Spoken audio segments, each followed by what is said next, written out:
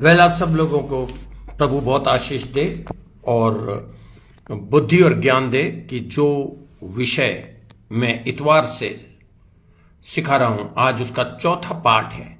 क्योंकि मैं थोड़ा थोड़ा करके आपको बता रहा हूं ताकि आप इसे बार बार सुने और ना केवल समझे परंतु अपने मन की गहराई में बैठा लें। आइए हम प्रार्थना करते हैं। पिता परमेश्वर, मैं तेरा बड़ा धन्यवाद करता हूं क्योंकि हम जिस विषय के बारे में सीख रहे हैं वो है एनवी, बिटरनेस, अनफॉरगिवनेस। किसी के विरोध में मनमुटाव रखना, कड़वाहट रखना और फिर अपने मन में ऐसी ठोस ना माफ करने वाली भावना को बना लेना, ये सारी चीजें हमारे स्वास्थ्य के लिए हानिकारक हैं, जो हमने नीति वचन से देखा। और पिता परमेश्वर, मैं ये प्रार्थना करता हूं कि इन सुनने वालों को जो सुन रहे हैं, इनमें तेरी आशीष, तेरी करुणा, तेरी दया बनी रहे और ये ना केवल सुनने वाले परंतु उसे अपने जीवन में अप्लाई करने वाले और उस पर चलने वाले बने। हे पवित्र आत्मा, मैं शिक्षक के शिक्षा देते हुए जो शब्द उसके मुंह से निकल रहे हैं उन पर पवित्र आत्मा की मोहर लगाता हूं। अपने गले को, जबान को और आवाज को पवित्र आत्मा के हवाले करता हूं ताकि बोलने वाला मैं नहीं परंतु मेरे अंदर से तू बोले। और मैंने बड़े लंबे समय तक इस शिक्षा को तैयार किया और पिता, मैं बड़ा शुक्रगुजार हूं कि इवन इस एज में, उम्र में मैंने ये बात सीख ली। तो कम से कम आने वाले समय काल तक मैं किसी के लिए भी कोई कड़वाहट, कोई बैर या अनफॉरगिवनेस अपने मन में नहीं रखूंगा। ठीक उसी तरह ये सुनने वाले भी इस बात का कन्फेशन करें और अपना जीवन स्वस्थ और आशीषित बिताए, यीशु मसीह के नाम से, आमीन। हालेलुया। आइए आज हम थोड़ा सा आगे चलेंगे। प्रभु आप सबको बहुत आशीष दे। और मैंने कल जहां पे मैं रुक गया था वहीं से मैं शुरू करूंगा। हम इब्रानियों की पत्री के 12वां अध्याय के 15वें पद के अलग अलग शब्दों को देख रहे हैं। अब जो दूसरा शब्द आता है यूनानी में कि कोई कड़वी जड़ फूट कर कष्ट दे। फूट कर के विषय में हमने कल सीखा है। अगर आपने नहीं सीखा तो कल की टीचिंग में आप जाइए और सीखिए। देखिए, जब तक इस टीचिंग को आप बार बार नहीं सुने, क्योंकि कई लंबे टाइम तक मुझे इसको अध्ययन करके अपने मस्तिष्क में बैठाना पड़ा और फिर पहले चेक किया कि मैं खुद इस टीचिंग पर ध्यान देके अपने मन में इसको बसा ली है और इसका करने वाला बनाऊं, तब मैं दूसरों को सिखा सकता हूं। और देखिए, ट्रबल आज का जो वर्ड है, इस जिसे हिंदी में बोलेंगे कष्ट दे, तो ये निकाल लीजिए। इब्रानियों की पत्री 12वें अध्याय का 15वां पद में कोई कड़वी जड़ फूटकर आपको कष्ट दे। इसको यूनानी में मैं इसलिए बता रहा हूं कि इसकी गहराई, यूनानी भाषा जो मैथमेटिशियंस थे और साइंटिस्ट थे उनके लिए ये भाषा बड़ी लाभदायक थी, क्योंकि इसमें बिल्कुल एक्यूरेट 2 और 2 4 बिल्कुल एक्यूरेट, और इसकी अलग अलग शब्दों का इस्तेमाल करा गया है। जैसे एक ही शब्द है इंग्लिश का लव, हिंदी में एक ही शब्द है प्रेम, पर प्रेम भाई बहन में भी है, मां बाप में भी है, पति पत्नी में भी प्रेम है। हर एक के लिए, हर एक के प्रेम का अलग अलग ग्रीक में इस्तेमाल किया है। गॉड जो हमें प्रेम करता है, हम जो दूसरों को प्रेम करते हैं, देखिए हम जो प्रेम करते हैं वो है फिलियो, सेल्फिश लव, पर गॉड जो प्रेम करता है अगापेयो, अनसेल्फिश। वेदर आप उसे प्रेम करें ना करें, वो आपको बहुत प्रेम करता है। प्रभु, मैं तेरा बड़ा धन्यवाद करता हूं तेरे उस प्रेम के लिए। तो उसी तरह ये जो कष्ट का यूनानी शब्द है जिसकी अब गहराई से आप सीखेंगे वो है INOCO, इसको आप हिंदी में चाहे तो लिख लें, इना इनो इन ओ को, या इसको हिंदी में आप ENO को शब्दों को लिख सकते हैं, या आप इंग्लिश में लिख लीजिए इनो को। अब सुनिए इसका मतलब क्या है। इसका मतलब है उत्पीड़ित, कष्ट, या इसके लिए और एक बड़ा अच्छा शब्द मैंने आज स्टडी करा। लगातार जो चीज पीछा करती है, जैसे कि तकलीफ देती है, उत्पीड़ित करती है, कष्ट देती है, और क्या कहते हैं, वो तकलीफ आपकी बीमारी भी हो सकती है, जो कि शिकारी कुत्ते की तरह आपके पीछे लग जाती है और आपका पीछा करती रहती है, पीछा करती रहती है। आप सोचिए आज आपके अंदर कौन सी ऐसी बीमारी जो सालों से चली आ रही है, निकली ही नहीं है।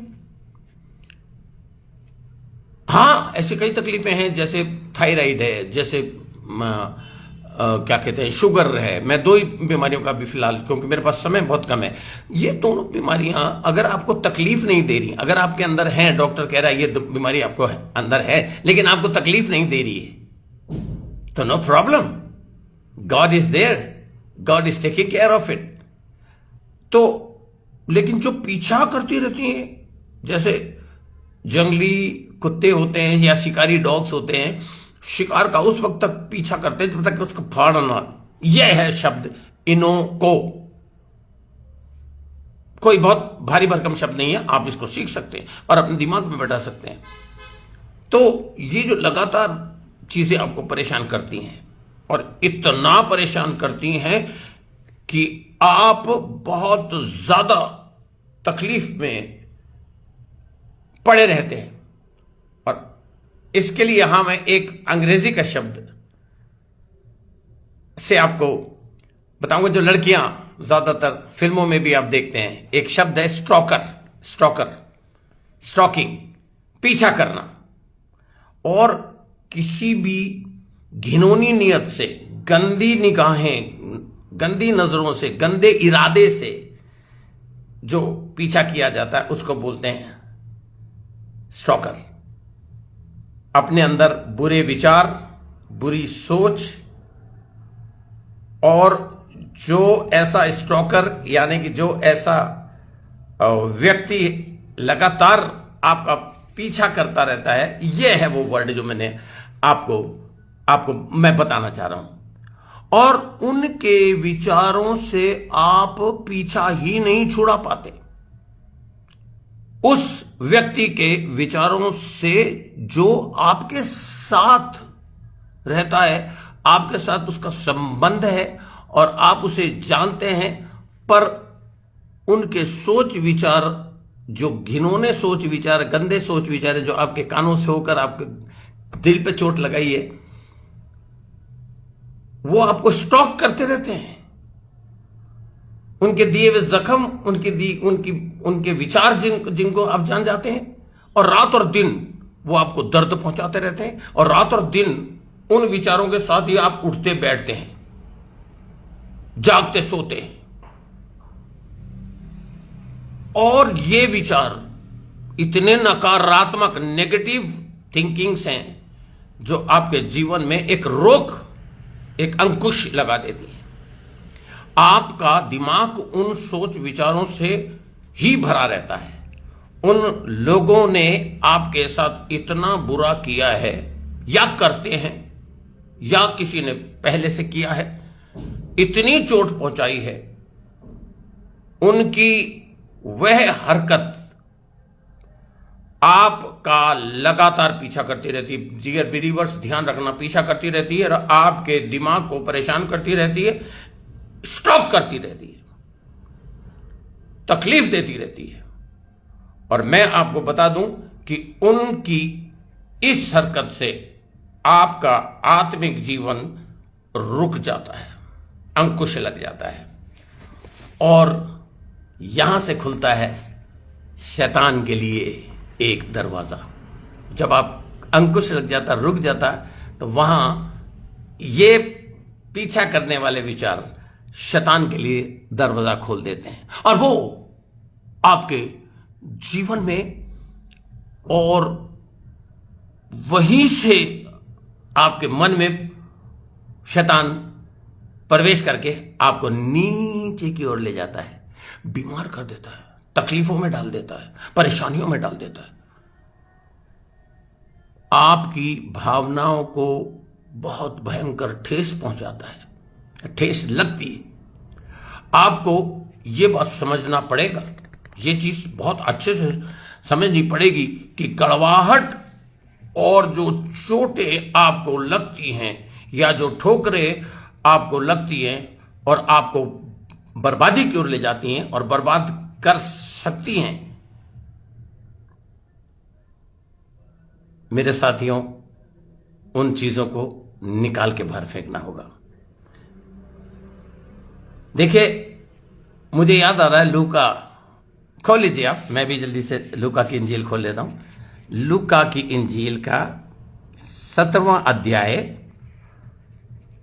और पहला पद पढ़ूंगा मैं। लूका की इंजील का 17वां अध्याय का पहला पद यहां लिखा है, फिर उसने अपने चेलों से कहा, हो नहीं सकता कि ठोकरें ना लगे। Oh my God, thank you Jesus. ऐसा तो हो ही नहीं सकता हमारे जीवन में, याद कर लीजिए, कि ठोकरें ना लगे, परंतु है उस मनुष्य पर जिसके कारण ये आती हैं। यीशु कहता है कि ये मुमकिन ही नहीं है कि ठोकरें ना लगे। ये बात तो एक तरह से कहने के रूप में मैं अगर कहूं तो उस बात के समान है जहां कि कोई ये कह रहा है कि, या प्रभु कह रहा है कि सुनो भाई लोगों, इन ठोकरों के लगने से इन ठोकरों को डील करना सीखो। और हमें सीखना चाहिए, क्योंकि इस जीवन में, इस संसार में जहां हम रहते हैं, जहां लोगों से हम आंखें मिलाते हैं, जहां उनके साथ व्यवहार करते हैं, उनसे आपको ठोकरें तो लगेंगी। तो यीशु ने कहा है कि आप इन लोगों के साथ, तो यीशु हमें बता रहा है आपको इन लोगों के साथ कैसा व्यवहार करना चाहिए या सीखना चाहिए, या मैं ये कहूं कि सीखना पड़ेगा। और अब मैं आपको ठोकर के विषय में थोड़ा सा बताऊंगा। ऑफेंस इंग्लिश में, देखिए ये इंग्लिश बाइबल भी मेरे सामने खोली हुई और यहां लिखा है ऑफेंस। शब्द को समझने के लिए फिर से हमको एक यूनानी शब्द सीखना पड़ेगा। ऑफेंस लिख लीजिए, ऑफेंस। एंड इन ग्रीक, यूनानी भाषा में इसका एक बहुत अच्छा शब्द है जिसकी बड़ी गहराई से मैंने टीचिंग करी। स्कैंडलोन, SCASC। जितने लोग इसको गहराई में सीखना चाहते हैं, समझना चाहते हैं, तो मैं चाहता हूं कि आप लोग इसको ठीक से लिख लीजिए। SCANDALON,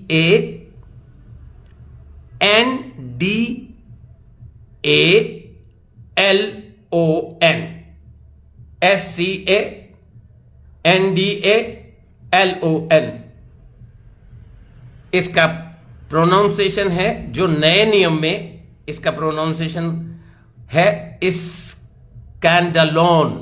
स्कैंडलोन, जहां से हमें एक अंग्रेजी का शब्द मिला है स्कैंडल। स्कैंडल शब्द का मतलब है, कई किस्म के मतलब है, इसको अलग अलग तरीके से इस्तेमाल किया जाता है अंग्रेजी से। अफवाहें भी होता है, लेकिन यहां पर जो मैं आपको सिखाना चाह रहा हूं, स्कैंडल का मीनिंग आप डिक्शनरी में चेक कर लीजिएगा। इसका मतलब है बदनामी, कलंक, निंदा और झूठी बातें उड़ाना, चुगली करना, लांछन लगाना। और ये यूनानी का जो शब्द है, ये स्कैंडलोन है। और ये एक स्कैंडलोन जो शब्द मैं बता रहा हूं, एक घटना को भी बताता है। ध्यान से सुनिए आप, और मैं इसीलिए कह रहा हूं कि आपको बार बार इसको ध्यान से तवज्जो देकर सीखना पड़ेगा। स्कैंडलोन एक विचार को, it tells us a idea of entrapment, किसी को ट्रैप करना, पकड़ना, फंसाने का आइडिया देता है। ये एक ऐसा विचार प्रकट करता है जहां जानवर को पकड़ने के लिए हम ट्रैप, जाल बिछाते हैं। आप समझ रहे हैं? अब मैं आपको बताऊंगा कि जो ये शब्द स्कैंडलोन है, ये एक लकड़ी का टुकड़ा होता है, उस जो ऊपर ट्रैप के साथ कनेक्टेड होता है, डोरी आती है और लकड़ी का ऐसे करके उठा हुआ टुकड़ा होता है। जब जानवर आता है उस पर पैर रखता है, वो दब जाता है और डोरी खिंच जाती है और पिंजरा उसके ऊपर गिर जाता है। फांसना, कुछ नीचे उसके खाने की चीज रख देते हैं और जानवर जब उस लकड़ी के टुकड़े पर पैर रखते हैं तो पिंजरा गिर जाता है और जानवर पिंजरे में फंस जाते हैं।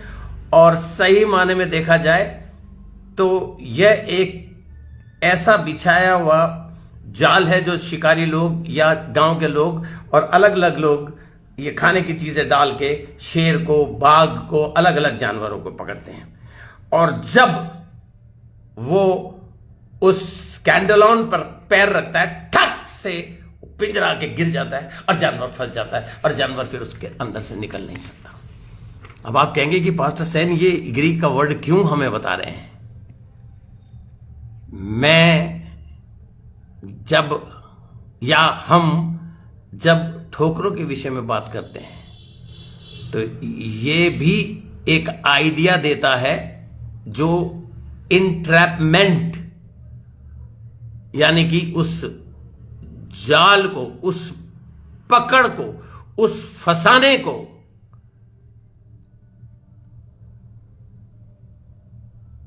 का आइडिया देता है, विचार देता है।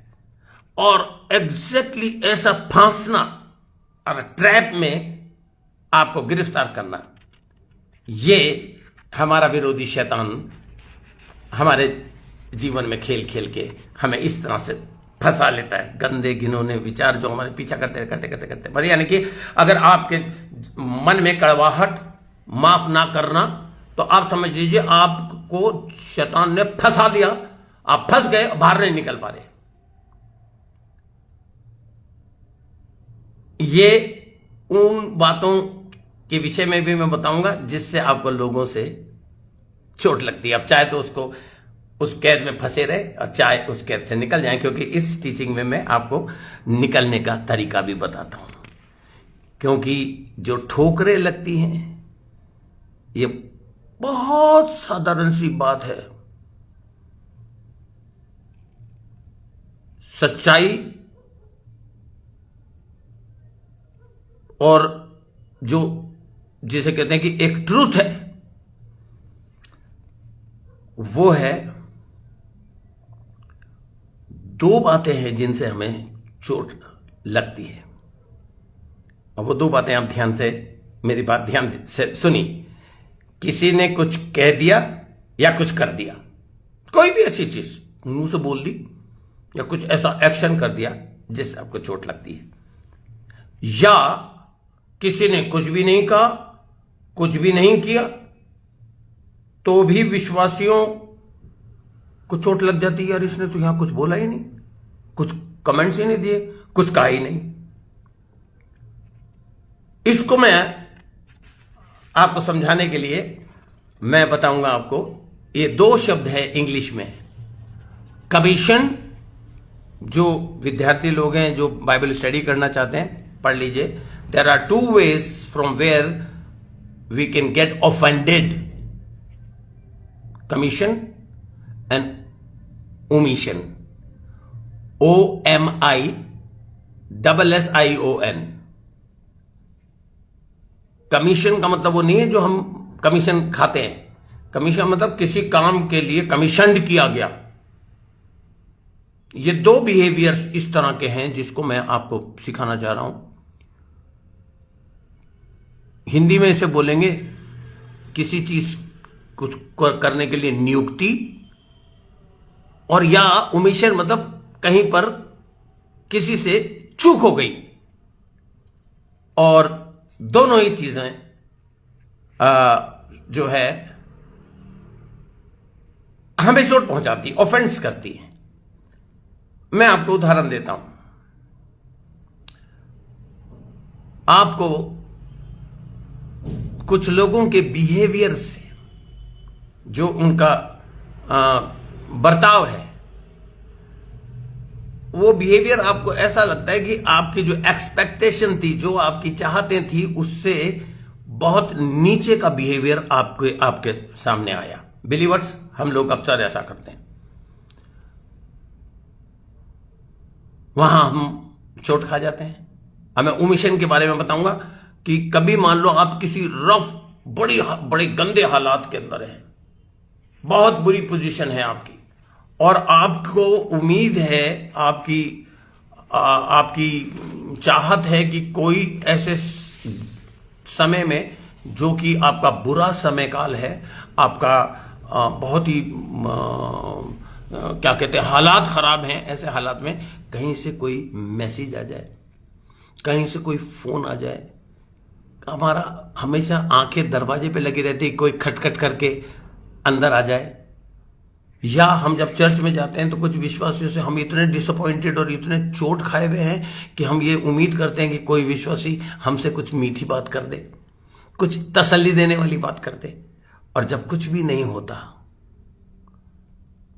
है तो हमें और कोई सूचना नहीं मिलती, किसी भी जगह से जब ऐसी चीज हो जाती है तो हम बहुत ही जबरदस्त चोट खा जाते हैं। और इन दोनों कैटेगरीज को आपको हैंडल करना आना चाहिए, क्योंकि देखिए, मैंने आपको 2 रीजंस बता दिए। आपको किसी भाई से कुछ बहुत अच्छी उम्मीदें हैं, आप बड़ी खुशी खुशी उसके पास जाते हैं और आपके उससे एक्सपेक्ट करते हैं कि आपकी बात को सुन के वो आपको इनकरेज करेगा, कुछ मीठा या कुछ अच्छी बातें बोलेगा, लेकिन जब वो नहीं बोलता आप चोट खा जाते हैं। चोट खाना इस दुनिया में यीशु मसीह ने हमें कह दिया है कि सच्चाई ये है कि डिसअपॉइंटमेंट्स आपके जीवन में और चोटें ठोकरें आपके जीवन में हमेशा, बाइबल कह रही है, आती रहेंगी, और आपको लोगों को समझना पड़ेगा। और ये चीजें स्टॉकर की तरह आपका पीछा करती रहेंगी, यानी कि बार बार किसी पर्टिकुलर व्यक्ति से या किसी पर्टिकुलर चीज से आपको चोटें लगती रहेंगी, चोट पहुंचती रहेगी, तकलीफ पहुंचती रहेगी। ये यीशु मसीह ने कहा है कि लाजमी बात है। और इसी चीज को लेके पतरस ने भी यीशु मसीह से एक सवाल कर लिया था कि मैं अपने भाई को कितनी बार माफ करूं, और उसने कहा 7 के 70 गुना बार। शैतान आपको डिसअपॉइंट करना चाहता है, आपको बताना चाहता है देख उस भाई ने तेरे साथ क्या किया, देख उस समय, और आपको बहुत पीछे ले जाएगा, आपके जीवन की घटना आपको बता देगा कि देख उस समय काल में इन लोगों ने तेरे जीवन के अंदर हमेशा परेशानियां, मुसीबतें और तकलीफें लाई। और वो चाहेगा, उसकी एक्सपेक्टेशन ये है कि आप सोचते रहें, डिसअपॉइंट होते रहें, चोट खाते रहें, और चोट आपको लगती रहे।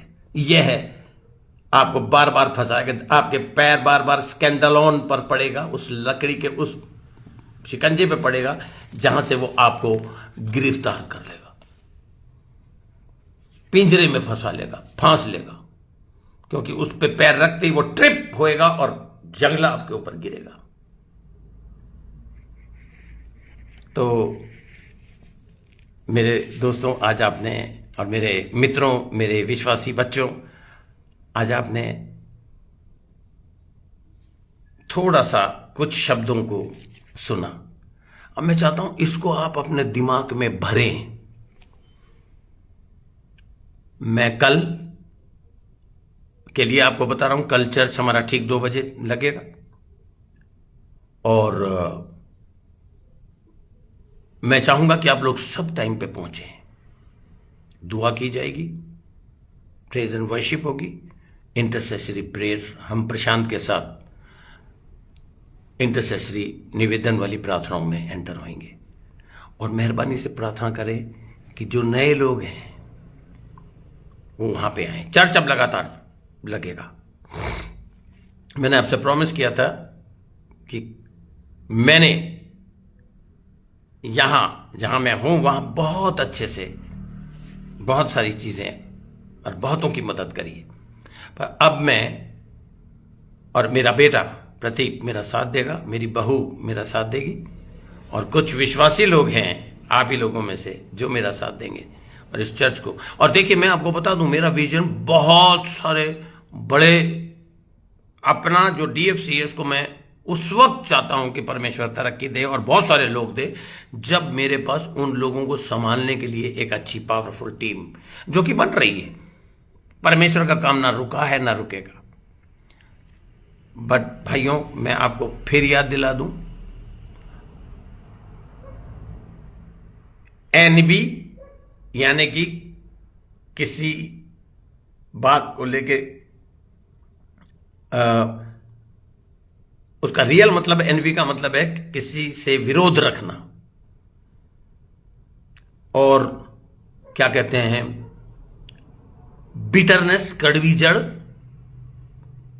ऐसा ना हो कि वो फूट कर, आज हमने फूटने के विषय, कष्ट के विषय में देखा, ये सारे जब वो फूटेगी तो कष्ट आएंगे आपके ऊपर। इब्रानियों की पत्री को बार बार पढ़ना, 12वें अध्याय के 15वें पद को, और वो कष्ट आपको तकलीफ में डाल देंगे और परमेश्वर नहीं चाहता कि आप पे कष्ट आए।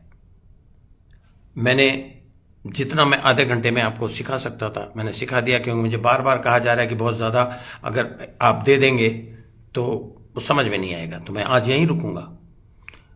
इससे छुटकारा पाने का तरीका मैं अपनी अगली टीचिंग में बताऊंगा। फिलहाल मैं प्रार्थना करता हूं, पिता परमेश्वर, अगर किसी के मन में कोई कड़वाहट अभी भी है तो उस गंदी जड़ को फैलने से पहले कि इससे पहले कि वो कष्टदायक बन जाए, मैं यीशु मसीह के नाम से उसे जड़ से निकाल के फेंकता हूं। और इनकी सहायता कर परमेश्वर कि ये उखाड़ के अपने विचारों से फेंक दे, ताकि उस ट्रैप में, उस पिंजड़े में जो शैतान जाल बिछा के हमें फांसना चाहता है, हमें बहलिए के जाल से बचाने वाले परमेश्वर हमारी सहायता करके हम अपने ज्ञान से, वचन के ज्ञान से, हमारे ये पवित्र वचन हमारे मार्ग के लिए उजियाला और हमारे जीवन के लिए दीपक है, उसका ठीक इस्तेमाल करके वचन के अनुसार बड़े ध्यान से अपना जीवन व्यतीत करें पिता। ऐसा हम सब